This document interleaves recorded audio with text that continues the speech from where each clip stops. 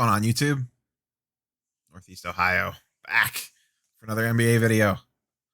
Today, we are going to talk about 5 cards slash players, a little mix and match of both, that have kind of slipped through the cracks on the recent rise that's been going on the last 2 weeks or so, 3 weeks or so.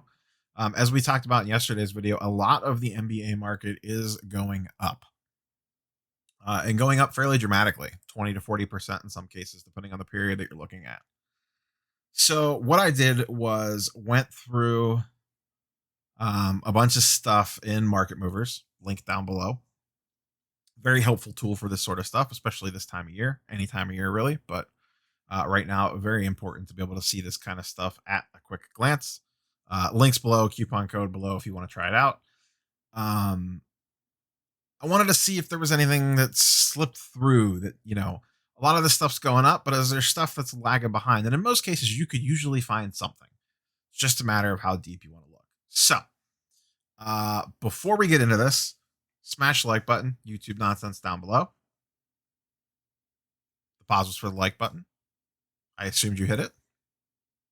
Let's get this one to 100. See how fast we can get this to 100 likes. Let's do it. All right. Let's get into the good stuff. Okay. So we have 5 players slash cards. And the reason I word it that way is because in some cases with the player, there was just one card specifically.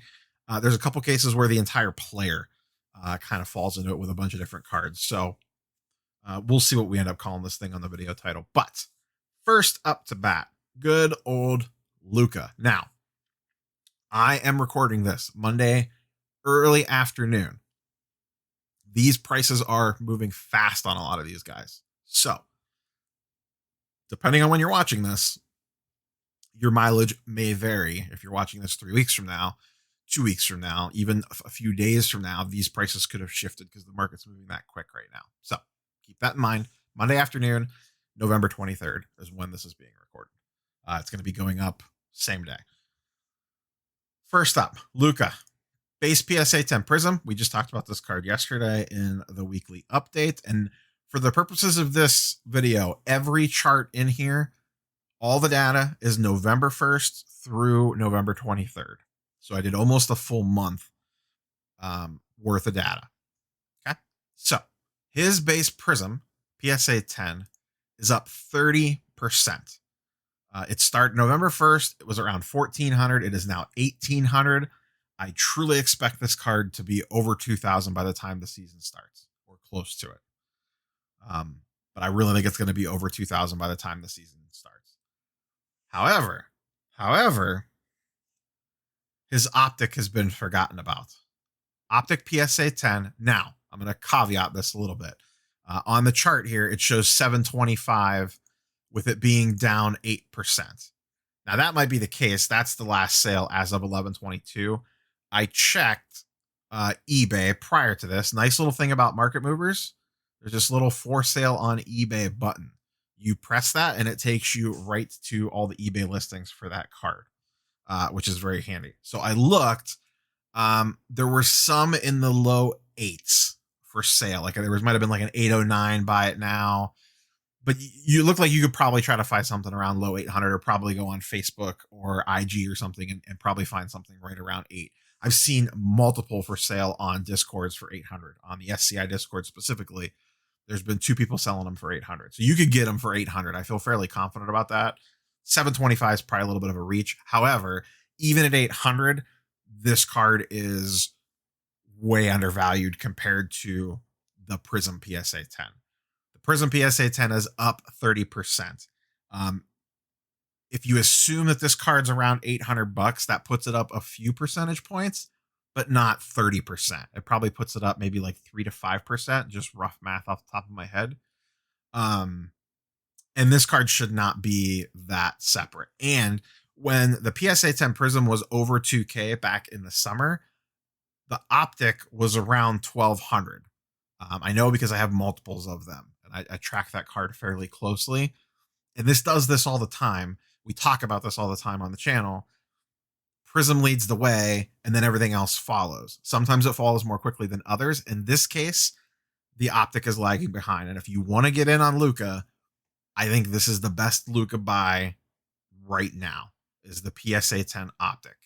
I love the Optic compared to the Prism. I understand that it'll never carry the same value as the Prism, but I like the way the card looks, like the rated rookie. We talk about it all the time, like the blue with the blue and the smoke gray background, like the way it looks in the PSA case, and only a 3,000 pop count compared to almost 14,500 on the PSA 10 Prism.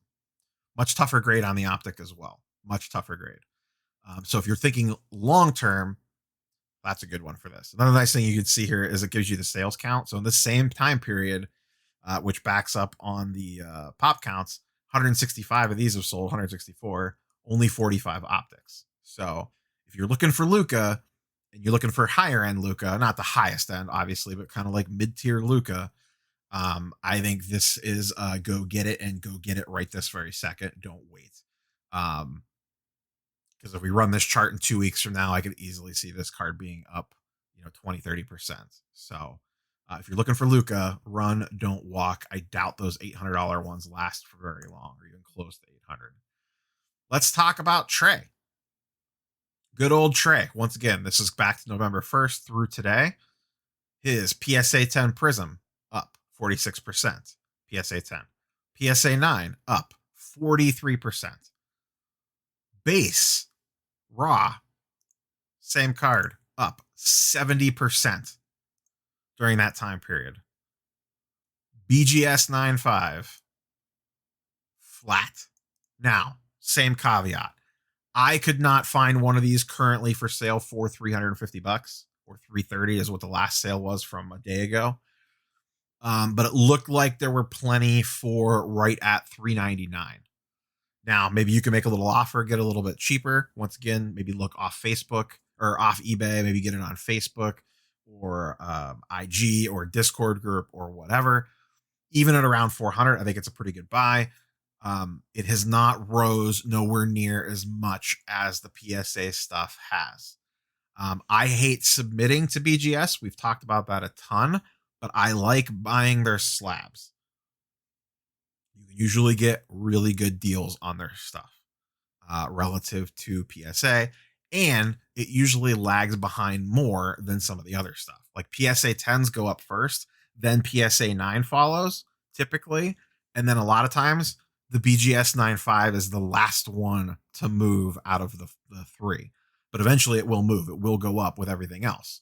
So keep your eyes peeled for Trey Prism BGS 9.5s.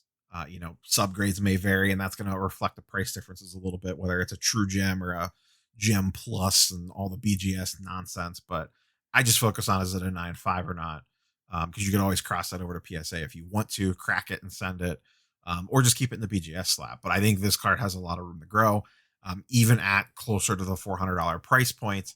I feel like that is very undervalued compared to the PSA 10. And does have room to go up. And as we've seen, Trey's stuff is on absolute fire. There's a good chance they're going to get Bogdanovich. We'll see if the Kings match or not. They may, but who knows? They're the Kings. And they brought in Gallinari. They brought in, they got Clint Capella last year who really didn't get a chance to play. They have revamped the defensive backcourt with Chris Dunn and Rajon Rondo. So really, really good stuff for Trey Young. I am concerned. This is not necessarily for this video, but I will mention it quickly. I do not think it bodes well for Cam Reddish and DeAndre Hunter. They are going to be stuck in reserve roles, off the bench roles, not a lot of minute roles, especially Hunter, more so than Reddish. But we'll see how that all shakes out. But if you're heavily invested in either one of those two, this isn't the greatest news for that in regards to playing time. So next. Good old Ben Simmons. And we're going to talk about both these cards because I think they are both undervalued. His PSA 10 Prism and his PSA 10 Optic. Both have low pop counts because they're older. This is 2016 class. And I think both have tons of room to go up. I feel like he has been, and now we're moving more into the, I kind of forgot about that guy part of this list. Ben Simmons' name has been floated around a little bit in the Harden stuff. Whether that happens, who knows? Either way, him getting his own team wouldn't be the worst thing for his value, or him staying on the Sixers wouldn't be the worst thing for his value because they're probably going to be an Eastern Conference contender. I really like the way they revamped that roster. They have Doc Rivers now. But regardless, his base Prism prior to his knee injury, which was not a serious knee injury, was almost $600 to $650. It is still sitting around 375 to 400. This was another one I looked. I could find some stuff for low fours, a little under four. I couldn't replicate the 366 price, but that was from a few days ago. These lower pop count cards, that gets a little trickier on. And then same thing with his Optic. His Optic right now, I've talked about this card multiple times on the channel, is sitting at around 150. That is extremely undervalued. Back at its peak, it was close to 250, 260, 275 for a while there, right before the playoffs started when the market was at its all-time high. And I can easily see the way things are trending, the market heading back in that direction, especially if he plays well. Once again, that team's kind of revamped. Maybe they kind of shake off the curse and finally start playing well. But I really like Ben Simmons stuff for the price. He is a star player in the NBA. He is extremely young, and he puts up triple doubles like crazy. So I know he can't hit a three to save his life, but he does pretty much everything else, including play defense. He's one of the better defenders in the league. So um, I would definitely be all in on some Ben Simmons if you are looking to buy something in that range. Either card. Once again, this Optic for 150, that's a pretty low price card to get into and a very low pop count. Only 1,300 of them. I have a couple of them already that I bought last year. So next, Tyler Hero. This is an interesting one. And once again, I couldn't find anything at exactly the $70 price point because one hasn't sold in a couple days. But you can get them for slightly under 100 at the time of this recording, or right around 100. And we are specifically talking about his PSA 9 Prism. You can see here his PSA 10 is up 25% since November 1st, up to almost 275 now. But the PSA 9 has basically stayed flat. And even up towards $100 is still going to be a pretty good deal. So just something to consider if you were looking to get into Tyler Hero. Look for those PSA 9s under 100 if you could find them. Once again, maybe look off eBay, etc. People can cut little better deals off eBay because you don't have to pay the 15% in fees or whatever. And as a buyer, you also don't have to pay taxes. So remember that whenever you're doing a deal off eBay, you should use current comps, but the buyer and the seller should be willing to meet in the middle a little bit. The buyer, or the seller rather, is saving 10 to 15% in fees, depending on what they're doing, whether they're on managed payments yet or not, all that nonsense. And as a buyer, you're saving sales tax.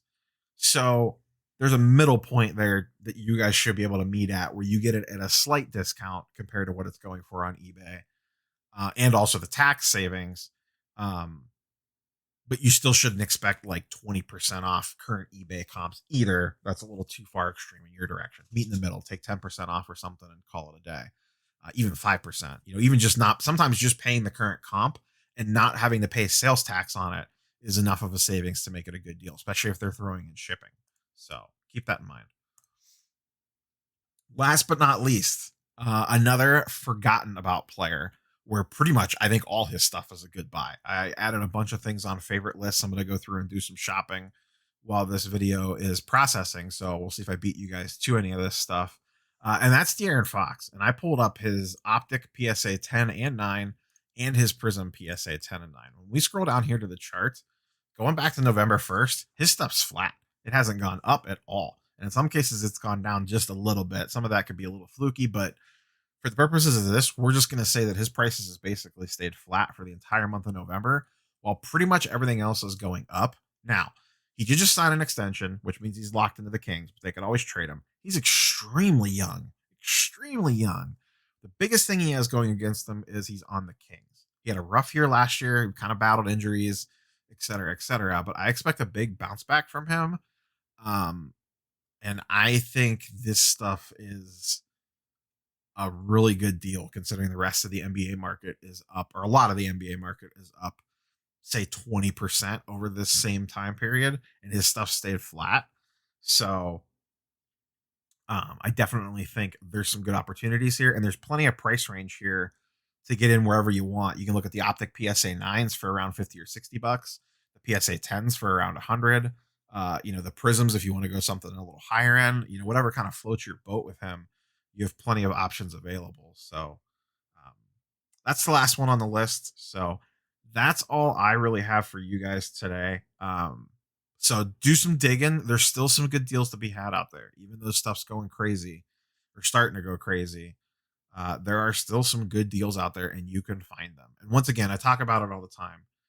Uh, if you don't want to use market movers, I get it. It's not cheap, but you really need something. There's tons of other ones out there. Some are better. Actually, I don't know that there are any are better, to be quite honest with you. But they do a similar job. It just depends on how well they do it and how easy it is to use. I chose to use market movers because I think it's the best. This is not an advertisement for them. Um, but use somebody, use something.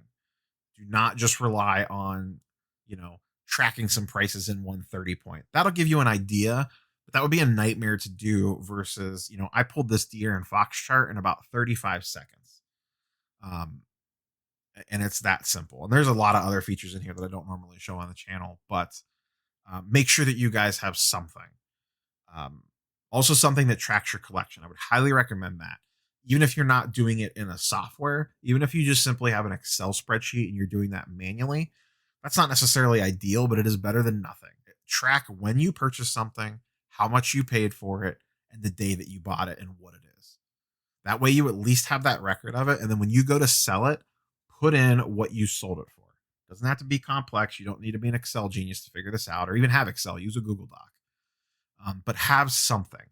I prefer market movers because it updates my inventory in real time in regards to what its current value is. And I like that. And it also tracks sales.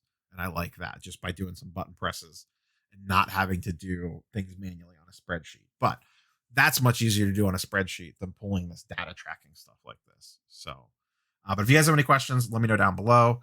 Smash the like button, and we will catch you guys on the next one.